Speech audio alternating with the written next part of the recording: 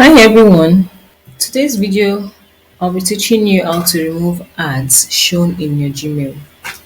To do that, you locate the ads you want to remove.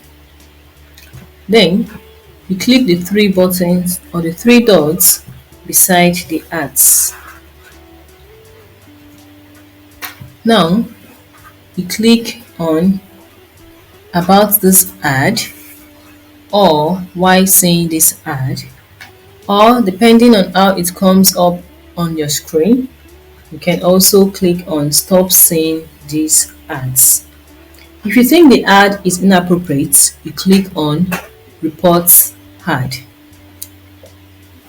and it will show you their report an ad or shopping list. So you choose the option that best fits why you want to report the ad. After you have done that, you click submit. Okay, let's try it here. You click the submit button here to submit your feedback, or you click the delete icon beside the app. That's before the three dots here. You click the delete icon and the app have successfully been removed.